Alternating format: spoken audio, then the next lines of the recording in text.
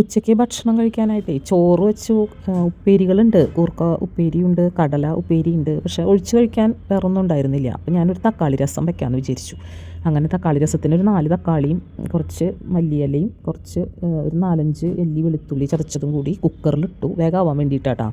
കുക്കറിലിട്ടിട്ട് അതിനകത്ത് ലേശം ഉപ്പും കൂടി ഇട്ടിട്ട് അടുപ്പത്ത് വെച്ചു. കുറച്ച് വെള്ളം ഒഴിച്ചു. വെള്ളം എന്ന് പറഞ്ഞാൽ കുറച്ചല്ല, കുറച്ച് അധികം ഒഴിച്ചു. കാരണം രസത്തിന് നമുക്ക് എപ്പോഴും അധികം കട്ടി വേണ്ടല്ലോ. അപ്പോൾ അതൊക്കെ കൂടി ഒഴിച്ചിട്ട് അടച്ച് ഞാൻ അടുപ്പത്ത് വെച്ചു. ഇനിയൊരു 3 വിസിലൊക്കെ വരണ വരെ അത് അടുപ്പത്തിരുന്നോട്ടെ കേട്ടോ.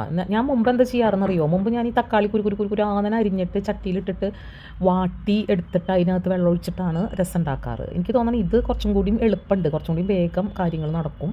അതുകൊണ്ടാണ് ഞാൻ ഇങ്ങനെ കുക്കറിലിട്ടിട്ട് ചെയ്യാൻ പറ്റുമെന്നൊന്ന് പരീക്ഷിക്കാമെന്ന് വിചാരിച്ചത് കേട്ടോ. അപ്പോൾ തക്കാളിയും മല്ലിയിലയും വെളുത്തുള്ളിയും ഉപ്പും അത്രയേ ഉള്ളൂ. പിന്നെ അതിനകത്ത് വെള്ളം ഒഴിച്ചിട്ട് നമ്മൾ ചട്ടി അടുപ്പത്ത് വെച്ചു. ഒരു 3 വിസിൽ വരണ വരെ നമ്മൾ വെയിറ്റ് ചെയ്യണം. അപ്പോൾ തക്കാളി നന്നായി വേവുമല്ലോ, ഉടച്ചെടുക്കാൻ പ്രയാസം ഉണ്ടാവില്ല. രസം കൂട്ടി ഊണ് കഴിക്കുന്നതൊക്കെ എല്ലാവർക്കും ഇഷ്ടമാണ് അല്ലേ? ഇവിടെ വീട്ടിൽ എല്ലാവർക്കും ഇഷ്ടമുള്ള ഒരു സാധനമാണ് രസം. അപ്പോൾ നമ്മുടെ കുക്കർ വിസിലടിച്ചു കേട്ടോ. പിന്നെ നമുക്ക് ആവശ്യമുള്ള സാധനങ്ങൾ കടുക്, ഉലുവ, ഉഴുന്ന്, ജീരകവും കുരുമുളകും കൂടി പൊടിച്ചത്, കായപ്പൊടി, ലേശം മഞ്ഞപ്പൊടി, ഇത്രയും സാധനങ്ങൾ മതി. കുക്കർ തുറന്നു. അപ്പോൾ തുറന്നിട്ട് ഇനി അതിൻ്റെ ഉള്ളിലുള്ള സാധനങ്ങൾ നല്ലതുപോലെ ഒന്ന് ഉടച്ചെടുക്കണം. അപ്പോൾ ഞാനതൊന്ന് ഉടക്കിയാണ് കേട്ടോ. തക്കാളി നല്ലതുപോലെ ഉടഞ്ഞാലാണ് നമുക്ക് രസത്തിൻ്റെ ആ ടേസ്റ്റ്, തക്കാളി രസത്തിൻ്റെ ടേസ്റ്റ് വരുള്ളൂ. നമ്മൾ സാധാരണ പുളി ഒഴിച്ചുണ്ടാക്കുന്ന രസത്തിനേക്കാൾ കുറച്ചും കൂടി ഒരു തക്കാളിയുടെ രുചി കൂടുതൽ ഇതിനാണുള്ളത്. അത് ഉടച്ച് കഴിഞ്ഞപ്പോൾ നമ്മൾ പാത്രം വെച്ചു. അതിനകത്ത് വെളിച്ചെണ്ണ ഒഴിച്ചു. വെളിച്ചെണ്ണയാണ് കേട്ടോ. വെളിച്ചെണ്ണ കട്ടയായിട്ടിരിക്കുകയാണ് ഇവിടെ, നല്ല തണുപ്പായ കാരണേ.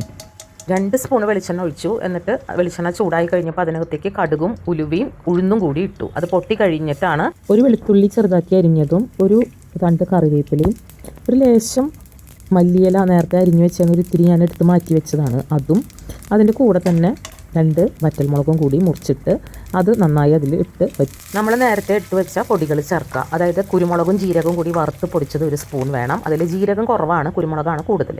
പിന്നെ 1 സ്പൂൺ കായപ്പൊടി, ഒരു ചെറിയ സ്പൂൺ മഞ്ഞൾപ്പൊടി, ഇത്രയും സാധനങ്ങൾ അതിനകത്ത് ഇട്ട് നല്ലതുപോലെ മൊരിയിച്ചെടുക്കുക. നമ്മൾ ഉടച്ച് വെച്ച തക്കാളിയുടെ ചാറ് അതിനകത്തേക്ക് ചേർക്കുക, നല്ലതുപോലെ ഇളക്കുക.